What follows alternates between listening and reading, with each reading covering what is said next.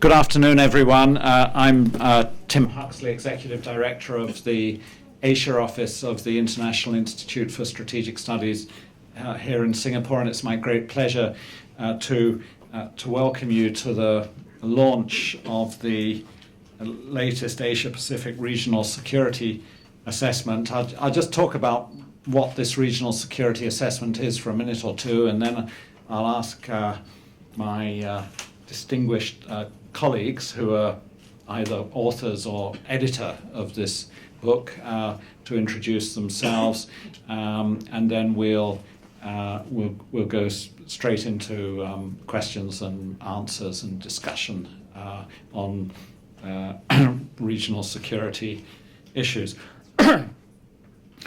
So, by way of introduction, I should say that since 2013, with the aim of further strengthening its contribution to Asia-Pacific regional security, the IISS has expanded the Shangri-La Dialogue from what it was previously, an important annual summit meeting, into something more like a larger process. And this has involved appointing two Shangri-La Dialogue Senior Fellows for Asia-Pacific Security in our office here in Singapore, inaugurating the annual Fullerton Forum, the Shangri-La Dialogue Sherpa meeting, which we usually hold at the end of January each year, several months in advance of the annual Shangri-La Dialogue, and establishing a Shangri-La Dialogue publications program. The Asia-Pacific Regional Security Assessment, Key Developments and Trends, is an important element of that Shangri-La Dialogue publications program, and this Regional Security Assessment is the fourth in the series. As in the earlier three volumes in the series, each chapter combines focused, empirically based analysis with a substantial array of graphics and photographs. And in common with its predecessors, this Asia-Pacific Regional Security Assessment examines a wide range of important regional security questions, and we intend that this Regional Security Assessment every year should complement the analysis of Asian strategic military and security developments, which we publish elsewhere in our publication series each year in the Strategic Survey, the Military Balance, and the Armed Conflict Survey. This particular dossier focuses on four broad categories of regional security concerns, all of which we think are closely relevant to the discussions amongst ministers, senior military officers, and defense officials, and the expert community that will occur at this Shangri-La Dialogue. The first group are the challenges faced by the United States and China in developing their regional security strategies. Secondly, the reactions from other states to China's growing regional security role, particularly in the South China Sea. Thirdly, emerging questions relating to nuclear, missile, and military cyber capabilities. And finally, the prospects for regional security cooperation in its various forms. And we intend that, together with the Fullerton Forum and relevant aspects of our research program, that this annual regional security assessment will continue to reinforce the intellectual underpinnings of the Shangri-La Dialogue and help to frame the discussions at the dialogue amongst its ministerial and other delegates as they confront the increasingly complex security challenges of the Asia-Pacific region. I'd now like to introduce our panel of experts, starting with Dr. Brendan Taylor. Thanks very much, Tim. I'm the head of the Strategic and Defence Studies Centre at the Australian National University. My work focuses primarily on major power strategic relations in the Asia-Pacific. Dr. Ewan Graham. Hello, everyone. I am Ewan Graham. I run the International Security Programme at the Lowy Institute in Sydney, Australia, where I look mainly at Asian security and geopolitical relationships in the region. And before that, I was based here in Singapore for 4 years, where I specialised in maritime security. And I wrote the South China Sea chapter in this year's dossier. Professor Ben Shrier. Good afternoon. I'm the head of the Department for Security Studies and Criminology at Macquarie University in Sydney, focused mostly on Asia-Pacific trends, US defense policy. Just published a chapter with Tim in the latest edition of Survival on Trump's Missing Asia Strategy, and also look at Australian defense and security policy. Dr. William Chung. Hi, good afternoon. I'm a Shangri-La Dialogue Senior Fellow here at the Institute, and I helped Tim edit the RSA for this year.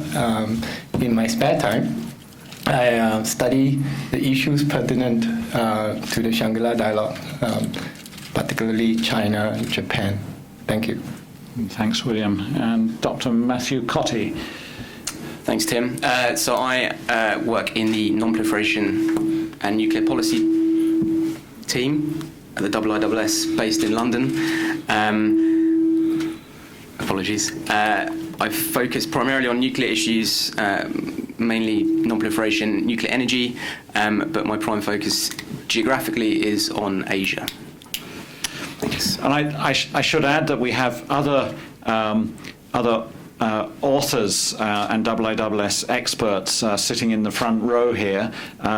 When you members of the press, when you ask your questions, I may direct them to people on the panel, or maybe to colleagues and authors in the front row here, depending on the nature of the question. So, if you'd like to ask something, raise your hand. Don't stand up because we've got cameras behind, and the microphone will, I hope, come to you. So. Who'd like to ask the first question? At the back there. Yes.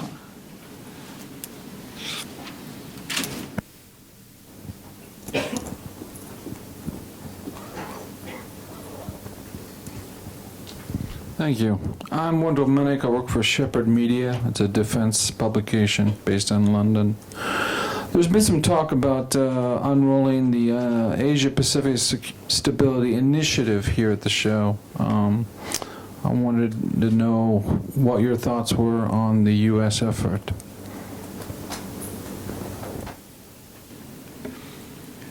Could you just say what the initiative is that you mentioned again? It's called the Asia-Pacific Stability Initiative. Okay, thank you very much. I'd like to ask Ben Shrier, who's an expert on U.S. policy in the region, for his comment on that.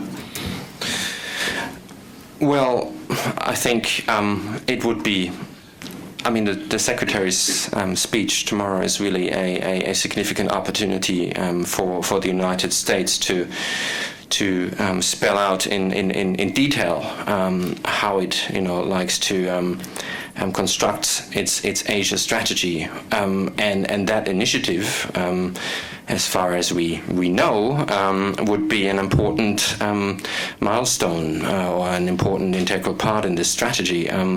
We haven't seen that many details, so I think at this point of time, all I can probably say is that it is a good thing that if the Secretary tomorrow talks about it, and if he spends quite some time in talking in detail what exactly that means, what role allies and partners are supposed to play within that renewed, hopefully revitalized American strategy, and what's in it, the initiative, what's in it for partners and allies. Thank you, Ben. Any of our other panelists like to comment on that? Ewan? Well, just to note that Senator McCain has been particularly associated with taking on the promotion of U.S. security initiative in Asia in a increasingly personalized fashion. He was in Australia giving a major speech just before I came up here. But I think where the rubber hits the road is also going to be judged in budgetary terms. The new administration has, outlined its ambitions for committing to an enlarged navy. That's yet to be seen in terms of how the budget was actually handed down, which I think in detailed terms only committed to an extra 2 additional littoral combat vessels. So there will be, I think, questions asked around that. Thanks. William? No. Okay. Next question, please. At the front here. Thank you. Hi, my name is Annabelle. I'm a reporter with the Associated Press. You mentioned that one of the key issues that the conference wishes to address is the evolving roles of the US and China in Asia-Pacific security. Do you think there has been a decrease in Chinese representation, maybe not in solid numbers, but in the profile of delegates attending or speaking in the sessions, and how will this affect the conference in achieving its objectives? Thank you. Thank you. That's an important question. First of all, I think I should say that we think that participation in the Shangri-La Dialogue by China, and specifically by the People's Liberation Army, is very important, and that we've worked for many years to encourage the PLA to participate in a high level in the Shangri-La Dialogue. We have only succeeded in securing representation from the PLA at the level that we think is ideal on one occasion, 6 or 7 years ago, when the defence minister of the time participated. But we haven't slackened our efforts, and within the last 7 or 8 weeks, 2 IISS missions have been to Beijing, led by our Director General, and have had direct talks with PLA staff officers. What we have been told by the PLA is that this year they are very busy with the internal reform process. This has been consuming their energies and attention. Related to that, there has been some turnover in senior and middle-ranking PLA officers, and this is in the context of preparations for the party congress in October this year. We're aware, we've been told by the PLA that they will not be convening their own regional security dialogue, the Xiangshan Forum, this year. We certainly take at face value what they've told us. And for this reason, although they're sending a strong delegation in terms of its expertise this year, it's not led at a particularly high level. And for this reason, China won't be represented on any of the panels for the plenary sessions. However, we have also been told by the PLA that next year there is a good chance that the delegation will be led at a very high level, at a level that we will be pleased with, and that they will be represented in a plenary session if we invite them to speak there. But I'd like to ask my colleague Alex Neil, who's in the front row, our other Shangri-La Dialogue Senior Fellow for Asia-Pacific Security and a China expert, to ask if he'd like to make any further comments. Thanks, Tim. As you've said, we've had a couple of delegations to Beijing over the last 3 months or so. At every occasion, the IISS was pushing for the highest level of participation, preferably by the Central Military Commission. We met with the new Director for International Military Cooperation, Major General Hu Changming, and he stated that because of the military reform agenda and because there are some very strict goalposts this month under the direction of Xi Jinping as chief of the Central Military Commission, it's very, very difficult for the Chinese military leadership to field that level of participation to the dialogue this year. But as Tim has said, they reiterated that next year, following the 19th Party Congress and with the completion of military reforms, the PLA will be in a very strong position to send the highest level of delegations. So we're looking forward to that. Thank you very much, Alex. Next question, please. Sir. Yeah, thank you very much. I have one comment. Oh, sorry, could you say who you are and where you're from? My name is Viramal Anjaya. I am from the Jakarta Post English Daily from Indonesia.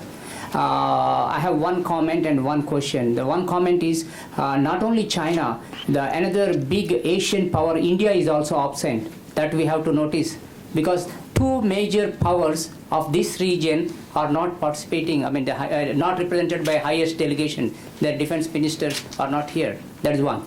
The second one is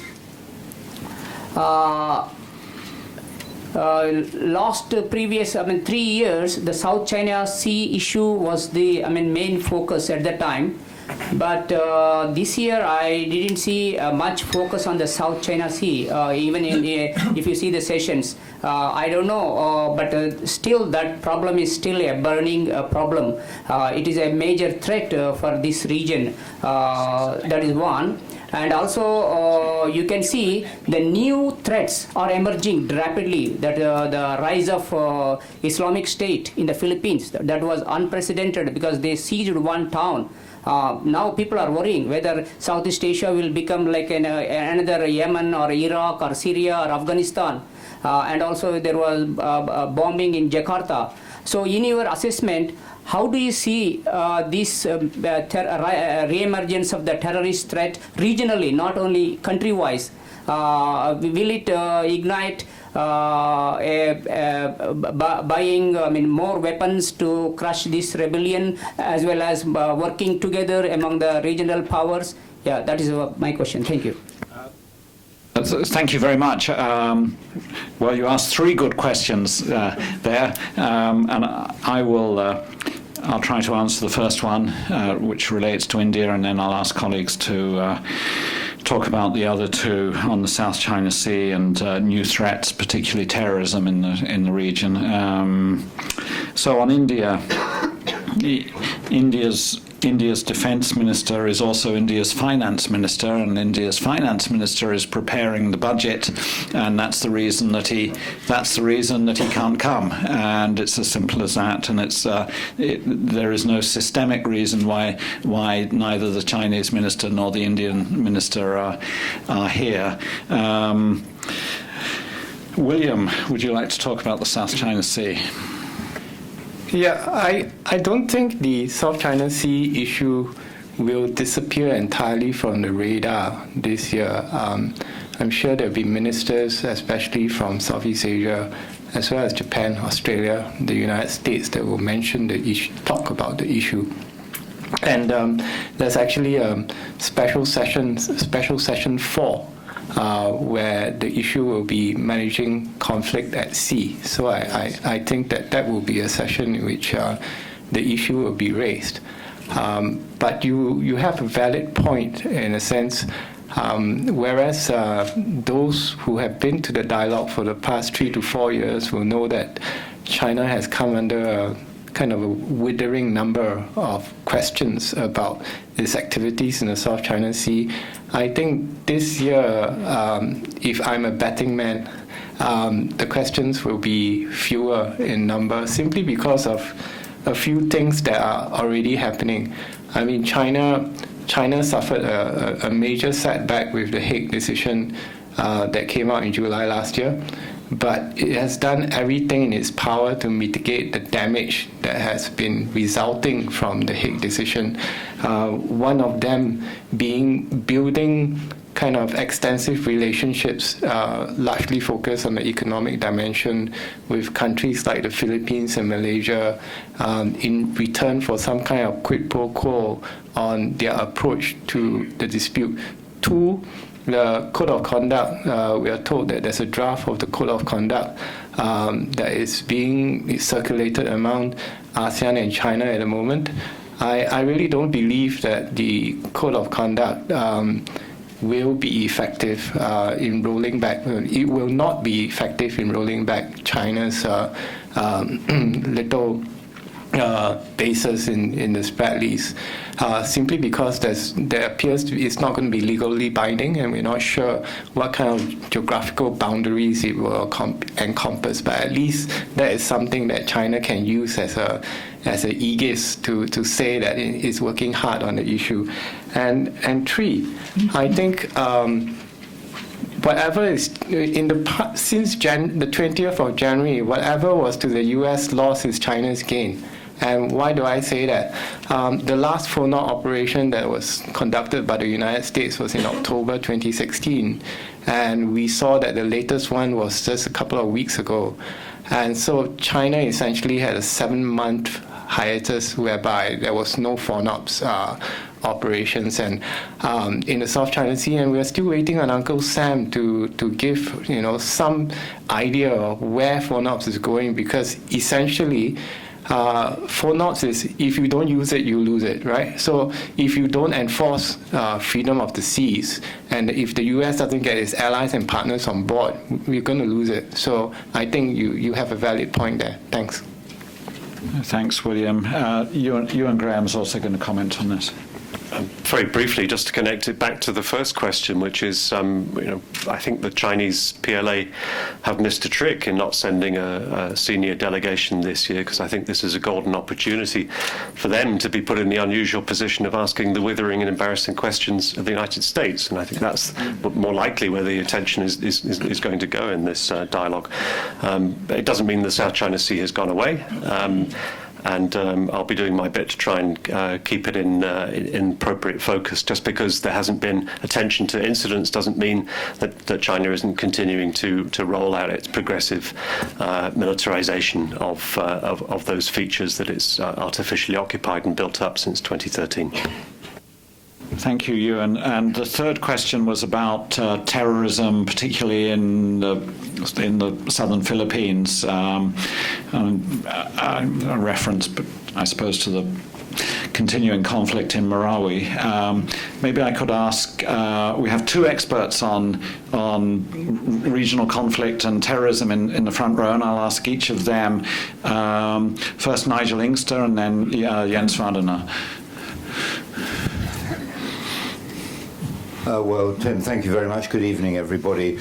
I'll leave Jens to comment on the specifics of the southern Philippines, but of course this is not a new problem. It's a bit like Nightmare on Elm Street, the film series. Just as you think that Freddy Krueger's gone away, a hand reaches up through the plug hole and you're dragged back into hell. And unfortunately, that seems to be the nature of the jihadist terrorism that we're experiencing globally. Al-Qaeda-inspired jihadism seemed to be trading at a discount after the death of Osama bin Laden, but the emergence of Islamic State has given it a significant shot of adrenaline. We're seeing that as Islamic State loses ground on the battlefields of the Middle East, there are so to speak, pushing their franchise overseas as energetically as they can.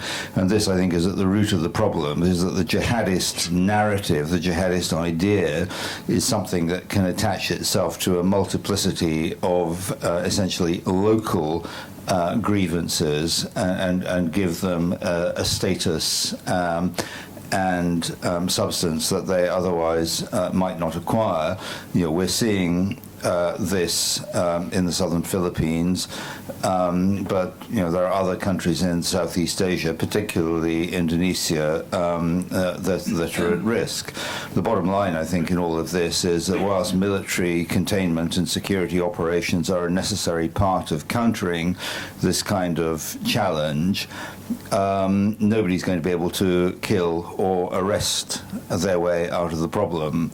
The military and security piece have to be integrated with more effective strategies of governance and economic development if we're going to get sustained traction on this problem. Thank you very much, Nigel. Jens? Thanks, Nigel. I don't think there's too much to add to what Nigel just said. I agree with all of it. As he said, the the existence of transnational jihadist groups in Southeast Asia is not a new problem.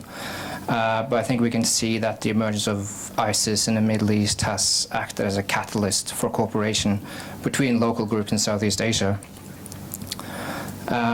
But this is also a threat that's fully recognized by regional governments, as well as the return of foreign fighters from the Middle East. For example, for the Philippines, Malaysia, and Indonesia have worked on implementing a trilateral initiative on joint maritime patrols to combat the activities of the Abu Sayyaf group, which of course has been kidnapping and killing its way across the Sulu archipelago. Thank you very much. Next question, please. Hi, Thục Minh from Thanh Niên newspaper, Vietnam. I have a very simple question, similar to the others, regarding the delegations and speakers. I realized that the speaking time for the U.S. Secretary now reduced to 30 minutes. Usually it should be 50, and I look at the earlier schedule, it was still 50 minutes for him. But just yesterday, I looked back to the newest agenda. It was only 30 minutes. What was behind that change? Thank you. Thank you very much for that extremely sharp observation. We understand that the U.S. Secretary of Defense is going to give a very concise and punchy address in the morning, and we're looking forward to it. Thank you. So it was a choice from the U.S. I understand that's the case. Sir, at the back.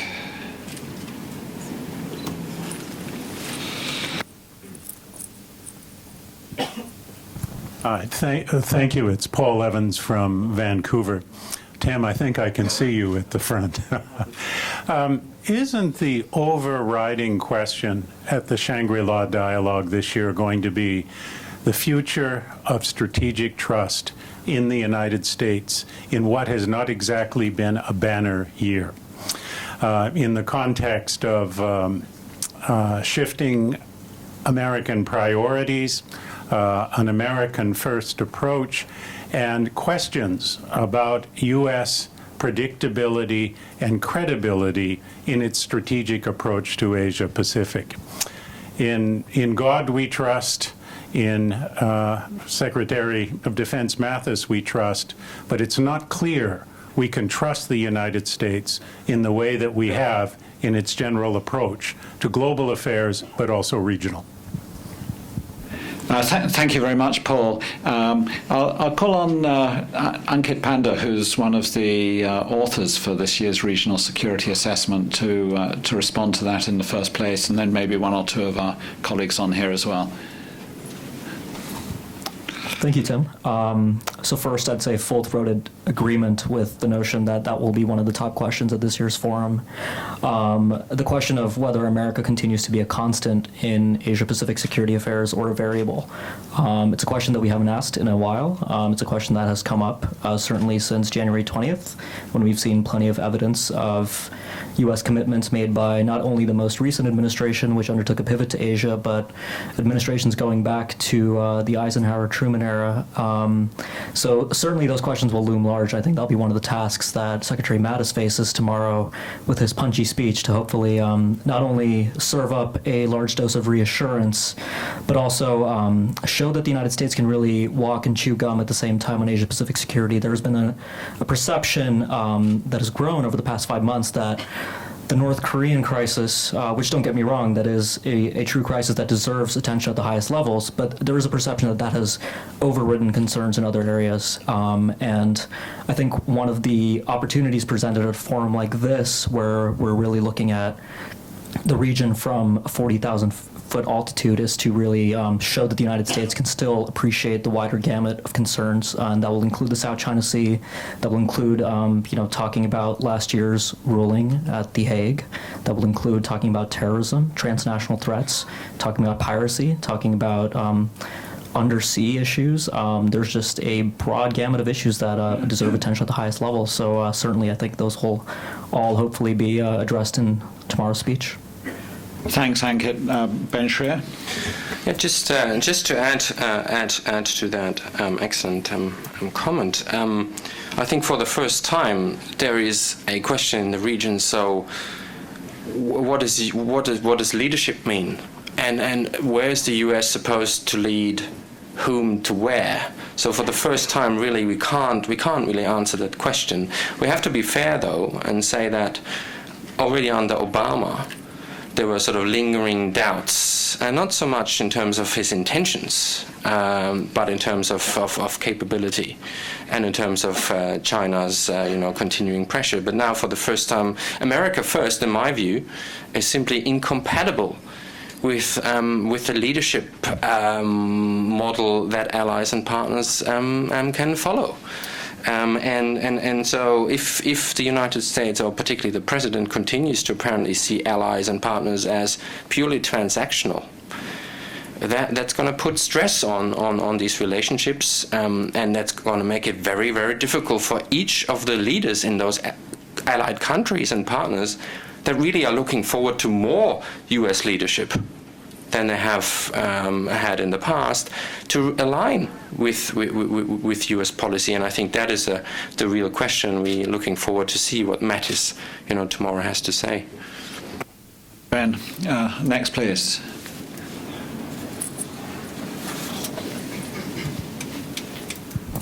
Hi, I'm Sophia Shannon, and I'm from the paper from China. So I noticed that there are some Australian experts on this panel, and I'm wondering, in preview of Prime Minister Turnbull's speech tonight, I'm wondering if you could talk about how Australia is balancing between US and China in Asia Pacific, and whether countries like Japan and Australia are trying to play more of a leadership role at a time when there are so many uncertainties in US policy. Thank you. Thank you very much. Brendan, would you like to? Yes, thanks very much, Sophia. I certainly don't envy Prime Minister Turnbull having to give a speech tonight. There's a lot on the agenda. In terms of your two questions, how is Australia positioning itself between the US and China? I think it's a topic that's very, very vigorously debated in Australia at the moment. There's a number of different schools of thinking. My sense is that Prime Minister Turnbull will try and avoid that discussion. Basically, continue the government line that's been the line for quite some time now. That Australia doesn't have to choose, and I think that there are good reasons why Australia doesn't have to choose between the US and China. Will Australia try to play more of a leadership role? My sense is that the best guide for that is to look back at the speech that our Foreign Minister Julie Bishop gave back in March of this year at the Fullerton Forum here in Singapore, where she talked about the countries of the region essentially being taking a strategic holding pattern. I think that's very, very much an accurate reflection of the approach that Australia is also taking at the moment. I think Australia has a very long-standing alliance relationship with the United States that it depends heavily upon, and certainly I think Australian policymakers will be quietly hoping that relationship is able to endure through this current period of uncertainty. But I expect if we are going to see any big statements from Prime Minister Turnbull tonight on a particular issue, it'll be likely to focus around the North Korean threat, which I think could be one of the dominant themes of the weekend. Thank you, Brendan. Does anybody have any questions relating to Korea? No. So, in the middle.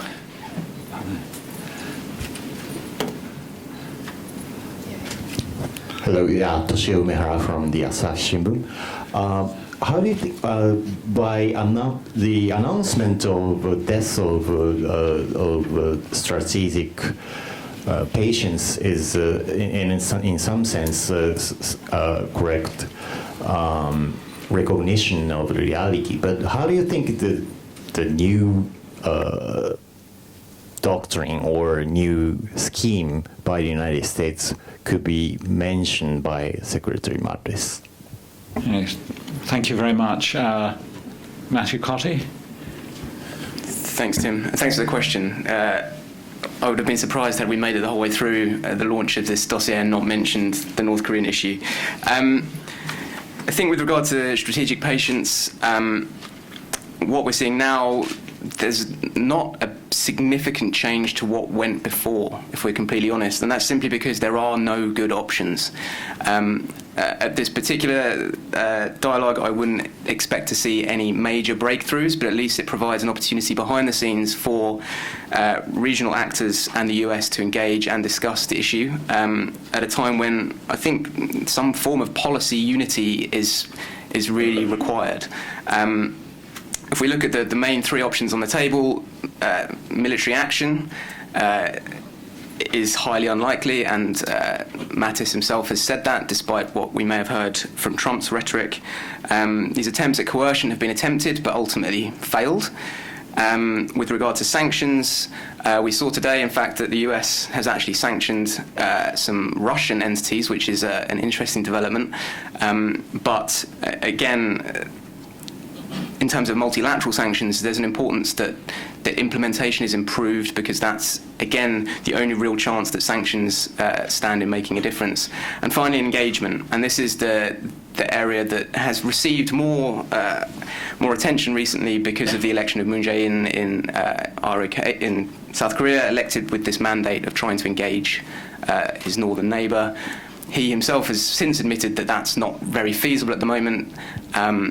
Now is not the time for engagement, and there are so many questions to do with the engagement option, who to engage, how to do it, and the underlying question, I think, is what you can offer to the Kim regime.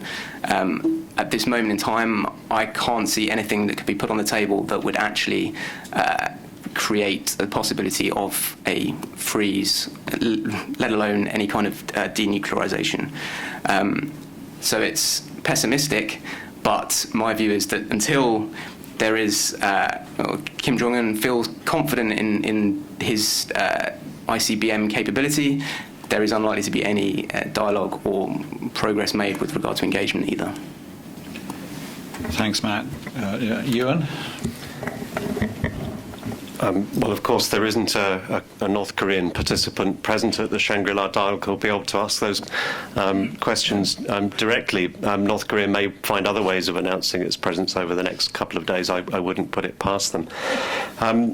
It's, in some senses, I think that the dynamics are shifting in a way that sort of speaks to a potential renewal of dialogue. If we put the other geopolitical parts of the puzzle together, I think President Trump has been clear in his statements about saying that he would be honoured to meet Kim Jong-un, that there's a motivation there to get to a deal, which is, after all, a core part of how he presents himself. The Chinese would be very happy with a resumption of dialogue. That's an unvarying Chinese interest and demand of the United States. We've had a change of government in South Korea recently, back probably towards a pro-engagement stance. I think they're going to be heavily constrained in what they can do with that, but that certainly speaks to a desire among several of the outside parties to renew dialogue. But of course, it takes two to have that dialogue, and I agree with my colleague Matt that the North Koreans, I take a pessimistic view. I think what they really want to do is get to their baseline nuclear and missile threshold capability. Once that's rolled out and announced, then there may be a start of dialogue, but I think their baseline is going to be a retention of that capability, and on what terms, whether the United States is prepared to enter into that dialogue and sell it to a sceptical Congress and public will I think be the more challenging question down the line. To connect it back to the South China Sea, which is my input into this assessment this year, it's also in some senses North Korea is a win-win for China this year. Because if North Korea misbehaves, we don't talk about the South China Sea or other things that China has been doing. If North Korea behaves, then it's a good news story because China can say it's delivered on its part of the bargain. So that relationship between North Korea and these other security concerns, I think, has to be borne in mind. Thank you very much, Ewan. And with that, I'm afraid it's time to bring this launch for the 2017 Regional Security Assessment to a close. Thank you very much to you all for your good questions and attention, and thank you very much to our panelists and front row personalities for your really excellent, detailed and comprehensive answers. That was terrific. And I understand that there's now a briefing for members of the press on the mechanics of your role here. 5 minutes. Yeah. So members of the press can remain, right? Yeah. Okay. Thanks. Thank you very much.